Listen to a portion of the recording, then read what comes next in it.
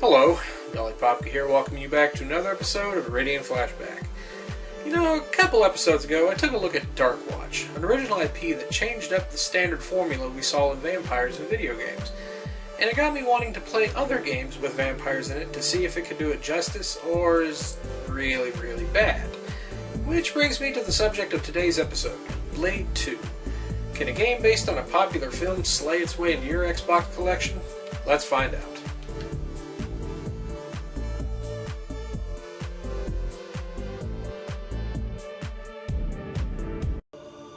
Welcome to the training area, Blade. We've got a whole lot of work to be doing. But first off, you're gonna need some training to get you in shape. Watch your teeth, old man. My shape is just fine. Just show me what I need to do. 6 months after the end of the Blade 2 film, we find the Daywalker and his mentor Whistler still doing what they do best, ridding the world of vampires. When they receive word that a plan is in motion for the creation of a new vampire race, it's up to Blade to stop this deadly threat. Okay, first up, head toward the... Dr. Grant says that the Kharkov Tower could be a vampire safe house. We got a tip-off that an exchange is about to happen nearby. Although the details are sketchy, we believe that the exchange will involve a vial containing some kind of pure blood DNA. Keep a low profile until the exchange occurs. You don't want those assholes making a run for it with a vial of blood. When the exchange happens, you're, free to take over the negotiations.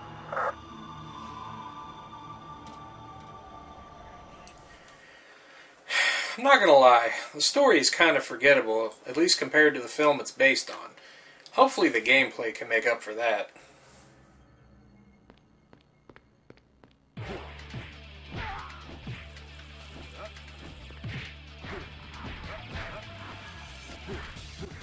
Blade 2 is a third-person action-adventure title where you control the Daywalker through 4 chapters attempting to save the human race from a vengeful vampiric threat. Each level basically has the same objective: clear the area of vampires and move on, with an occasional open-the-door quest. Along with the main objective is sub-objectives to help you rack up points, which is used to unlock your weapons, which I'll get to shortly. These sub-objectives can range from tasks like killing certain vampires or blowing up cars.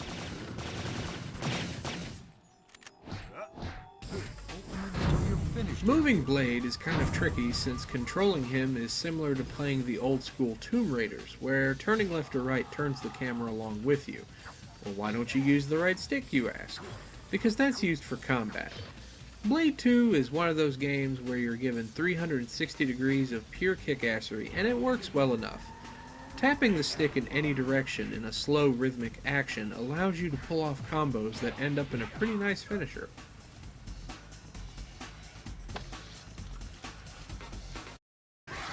As you fight, you'll notice a red bar in the lower left corner fill up. This is your rage meter, and when it's filled, you're able to activate up to 3 levels of rage mode.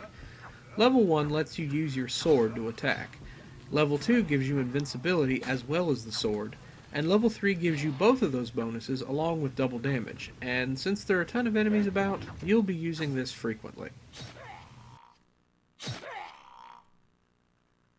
Keep your friends close. Keep your enemies closer. You also have some of Blade's trademark weapons at your disposal, like the automatic pistol, shotgun, glaive, silver knuckle dusters that boost your melee damage, UV grenades,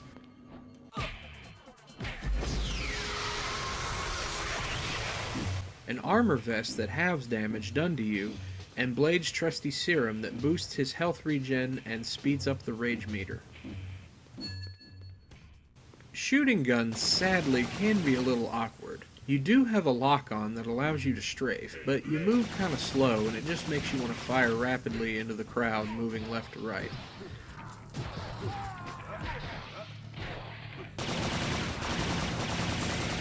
Before each mission, you have to choose what you want to take with you, with weapons taking 2 slots of inventory and ammo just taking 1. It gives it a nice blend of strategy and customization, although it would be nice to take all of Blade's goodies with you. So the gameplay isn't too bad, but just a few control issues. Is the presentation just as good?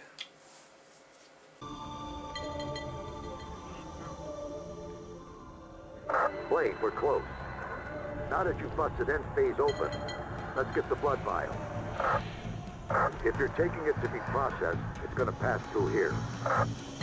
The graphics in Blade 2 are decent at best, with a dark and moody level design that, while fits the universe of the character, can be a little hard to see at times.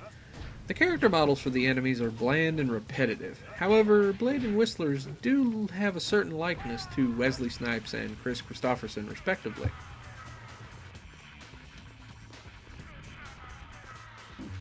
Audio-wise, the music fits right in the setting of the films, with a nice rock techno beat that's kinda catchy.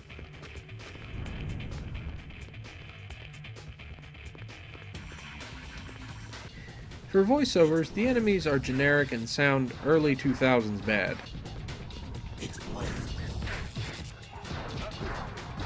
While the actors they got for Blade and Whistler are pretty good. Excellent work, Blade. It seems that you're in good shape after all.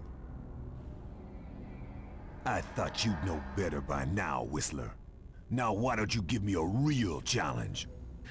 Although, I think the game would be better if they used a different dialect approach for Blade. Excellent work, Blade. It seems that you're in good shape after all. Child, no. You would simply put a boy in a dress.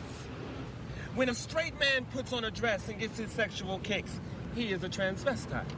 When a man is a woman trapped in a man's body and has the little operation, he is a transsexual. When a gay man has way too much fashion sense for one gender, he is a drag queen. So that's Blade 2. Is the Daywalker worthy of your Xbox collection? Not so much, really. While it's a decent game, I can only recommend it to those who are fans of the Blade series or are wanting to play a more third-person game with a more archaic control response.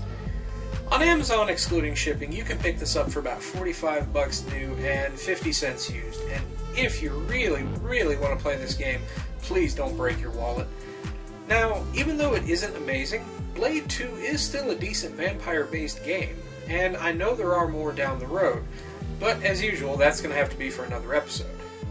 Well, as always, I'm the Dolly Popka, and if you want to play retro, try going green. I'll see you guys next time.